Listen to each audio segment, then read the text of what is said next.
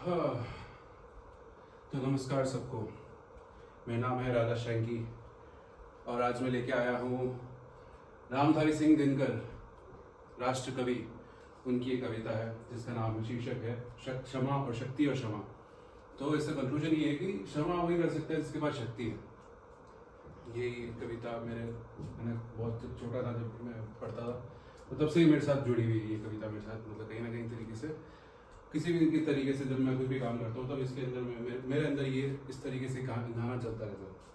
तो इस तरीके से कविता है। क्षमा दया तब त्याग मनोबल सबका लिया सहारा, पर नर व्याग सुयोधन तुमसे कहो कहाँ कब हारा। क्षमाशील हो रिपु समक्ष तुम हुए विनीत जितना ही, दुष्ट कौरवों ने तुमको कायर समझा उतना ही। अत्याचार सहन करने का कुफल यही होता है, पौरुष का आतंक मनुष्य कोमल होकर खोता है। क्षमा शोभती उस भुजन को जिसके पास गरल हो, उसका क्या जो दंतहीन विनीत विषहीन और सरल हो। तो अगर भुजन का मतलब होता है सांप। अगर कोई सांप मेरे सामने आ जाता है और अगर उसके उसके उसके उसके बहुत बड़े बड़े दांत है और उसके पास जहर है, ठीक है, तभी मुझे अगर वो और मुझे देख के अगर वो फुंकार मारता है और मेरे को फुंकार मार के चला जाता है तो मैं ही बोलूंगा कि उसने मुझे क्षमा कर दिया।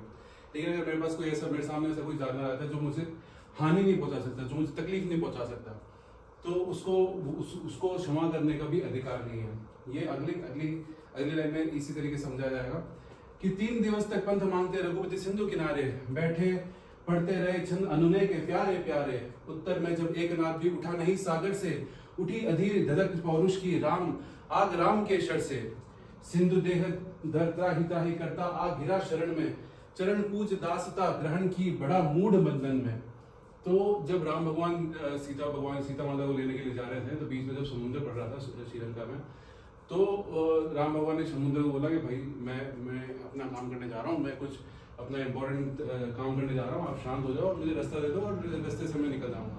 तो समुद्र बोलता है कौन है वही, कौन राम, कैसा राम होगा राम अपने घर पे, मैं हूँ समुद्र, मेरे को कौन हरा सकता है, मैं हूँ बहुत बड़ा विशाल समुद्र, मेरे अंदर सब कुछ है, मैं सब कुछ हूँ, इतना बड़ा हूँ, ये हूँ वो हूँ।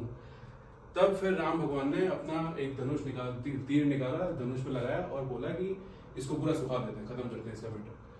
तब जाके समुद्र जो है उसके राम भगवान के चरणों में आके गिर पड़ा। तो उनको जब समुद्र को समझ में आया कि नहीं, ये तो विष्णु अवतार है, ये तो भगवान है, इनके पास शक्ति है मुझे पूरा भस्म करने की, मेरा एग्जिस्टेंस खत्म करने की इनके पास शक्ति है। तब जाके उन्होंने उससे क्षमा मांगी।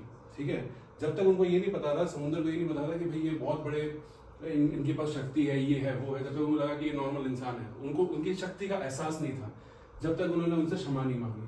और उसके बाद ही राम के पास भी अथॉरिटी आती है, राम के पास भी ये आता है कि भाई कि हम उसको क्षमा कर सकता है।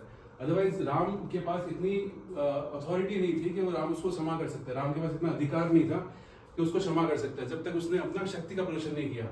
जब राम ने अपने शक्ति का प्रदर्शन किया तभी उसको अधिकार मिलता है कि उसको वो क्षमा कर सके। तो सिंधु देह धर त्राही त्राही करता आ घिरा शरण में, चरण पूज दासता ग्रहण की बंधा मूढ़ बंधन में। सच पूछो तो शर में ही बसती है दीप्ति विनय की, संधि वचन संपूज्य उसी का जिसमें शक्ति विजय की। सहनशीलता क्षमा दया को तभी पूछता जग है, बल का दर्प चमकता उसके पीछे जब जगमग है, बल का दर्प चमकता उसके पीछे जब जगमग है। तो सहनशीलता क्षमा दया को तभी जैसे कोई आदमी है कि तो बहुत दयालु आदमी, दयालु कब हुआ? दयालु तब बना तब वो शक्तिशाली था। उसके पास जब शक्ति थी, जब उसने शक्ति को अपना जो है धरातल पे लेके आया, उसने शक्ति को कंज्यूम किया अपने अंदर, तभी वो दयालु बना। अगर उसके पास शक्ति नहीं होती तभी तो कैसे दयालु बनता? कोई गरीब आदमी कैसे दयालु बन सकता है? दयालु आदमी का तो अमीर आदमी है, उसके पास बहुत पैसा है, ठीक है, तब वो कहता है कि हाँ ये तो दयालु आदमी है, तो ये बहुत ज्यादा अपने मतलब दया करता है, वो डोनेशन करता है, ये करता है वो करता है।